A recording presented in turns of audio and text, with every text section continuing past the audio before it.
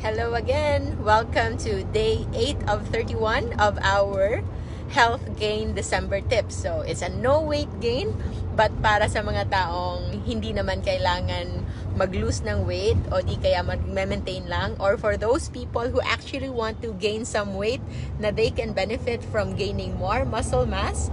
So, for this December, we are on health gain. So, we don't think much of weight, but focus more on our health. So, kahit pa naka-holiday break kayo ngayon and the feasts are already starting, nag-Christmas party na, you can actually maintain good health. And for those naman na merong sakit, there's always a way for you to improve your health. So we are en route right now. We are still traveling. We are still on mobile.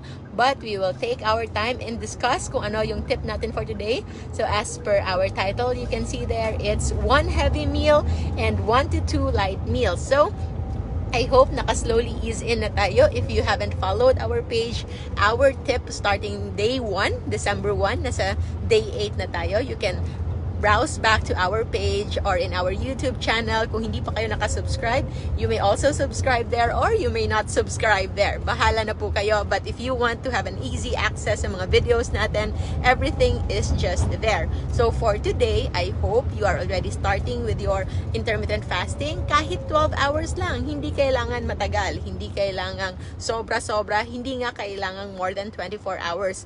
Just a mere 12 hours of fasting can already do wonders, especially kayo ay nagsisimula pa lang.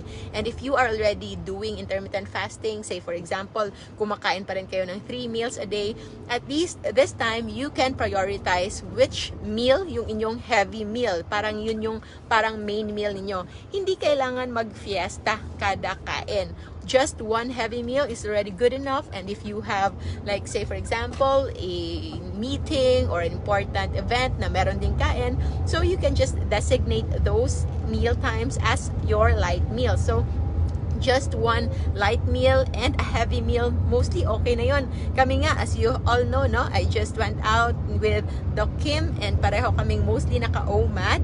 And since I think I'll be meeting some people later on, I think kakain ako ng second meal for the day. But since I've eaten a little heavy na kanina, although it's not really heavy, but it's protein rich, it's a lot of vegetables.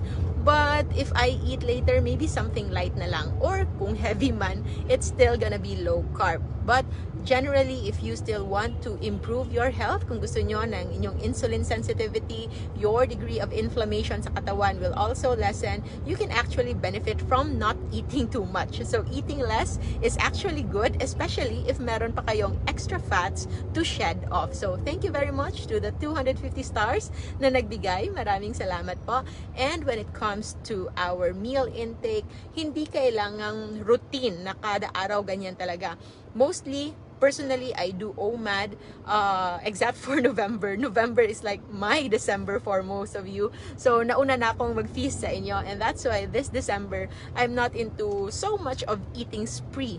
Yes, I'm still eating on a day-to-day basis. Wala pang masyadong extended fasting. But maybe magkatapos ng events natin, this coming Saturday in Davao, and then December 12, that's Sunday in Manila, and our last day would be in Iloilo on Monday. And then as we go back to our routine, kumbaga, doon na ang routine natin, which is actually mostly fasting. 1 meal a day is my regular. I do TMAD or 2 meals a day on weekends.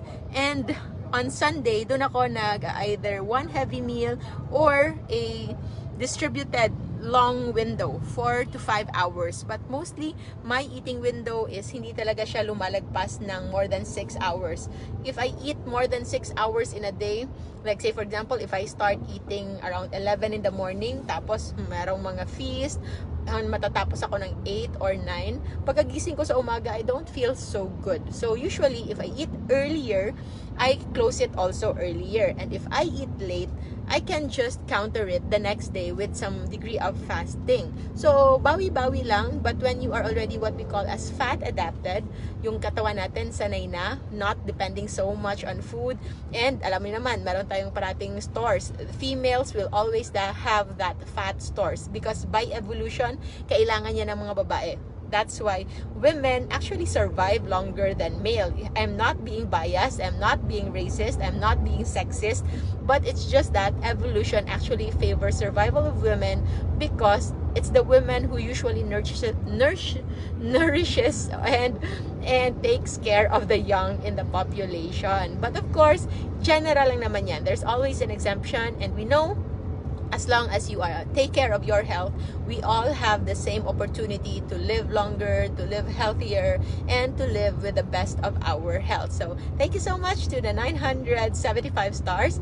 Kung merong mga tanong, kindly put that in. I'll try to answer them next time. But right now, I do not accept consultations. I am still quite occupied sa lahat ng mga obligations natin. Maybe in January, we will start to open our clinics and open our speaking engagement. But this December, we will not be taking in any consultations. But for those who need guidance, pwede po kayong mag-enroll sa ating LCF Masterclass. It's a low carb and fasting masterclass approach per disease. So this is not a replacement for medical advice.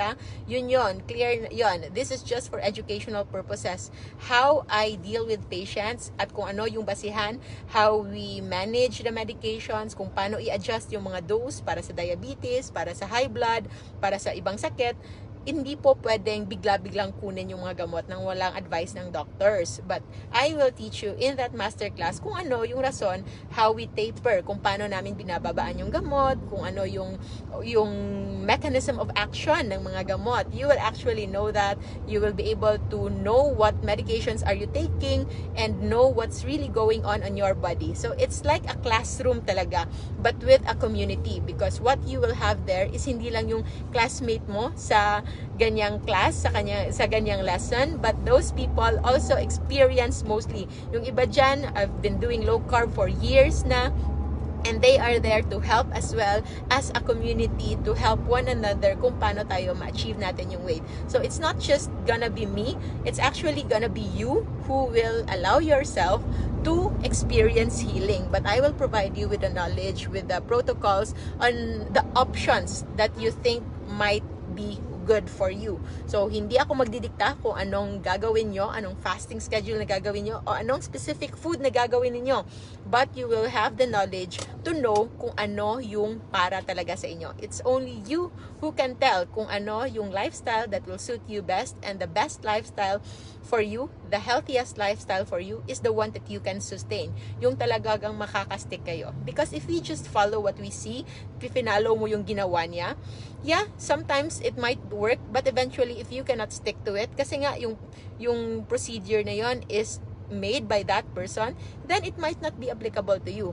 In this way of life, regardless of food, regardless of your fasting schedule, most important thing is your mindset. And that mindset will be provided, I'm sure it will be provided, of course, with the right knowledge. That's why with the right knowledge, you will be empowered para malaman ninyo kung ano yung dapat talagang para sa inyo. So I hope to see you in our masterclass. And for more tips, kung hindi man kayo sasali sa masterclass, it's okay. We already have hundreds and hundreds of videos in YouTube. Kung matatapos nyo lahat yan, maybe you can create your own masterclass. I don't know. Basta hindi kailangang mag-join if you feel like you don't need guidance. But for those who wish to have guidance, I am going live for an interactive session every Saturday. Right there, we entertain all questions. So it's a public exclusive group, and that is where we really answer all questions, any concerns of our enrollees. And for those naman who wish to be a part of it, kindly message lang LCF Masterclass by Josephine Grace Chua Rojo MD, and our admins will take care of you. So we have, I think, a couple of admins, mga 6, 7, 8, 9, 10 admins. I'm not sure kung how many, but it's mostly family and trusted people in our lives. So maraming salamat. What is your usual fasting schedule? Meron ba kayong normal? Like for me, in a span of 1 week, nakaka 3 to 4 times akong OMAD, and nakaka 2 times akong 2 to 3 times na TMAD, and usually meron akong at least one day na naka 24 hours fasting ako at bare minimum.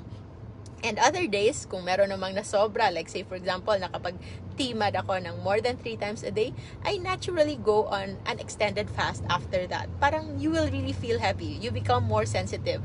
And para sa mga nagsasabing pinapahirapan ko yung sarili ko, no, hindi ko po pinapahirapan yung sarili ko. Mas papahirapan ko yung sarili ko kapag parati akong kumakain.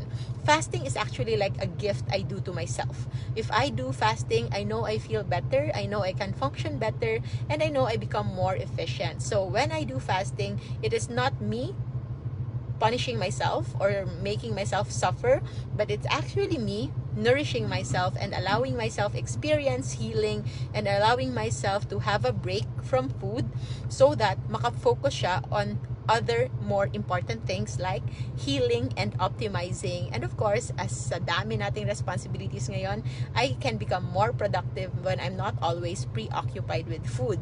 And you know me, kilala nyo ako, and I know once you also try it yourself, you will fully understand what I mean. And for those na mga coaches natin and part ng ating masterclass, especially the pioneer batch of our masterclass, maraming salamat. Kindly comment also so that ma-inspire yung mga nagsisimula pa lang. Sa mga nagsisimula pa lang, we'll welcome you in our groups. Kindly include Life Without Rice in your pages or groups na pina-follow ninyo so that you will be inspired. Malalaman ninyo kung paano kumain without rice, without carbohydrates, without inflammation, without too much insulin in the system, without sugar, without anything na pwedeng makalid ng inyong sakit. And for those na meron ng sakit, you can have the opportunity to at least lower down or at least go back to basic para magkaroon tayo ng clean slate and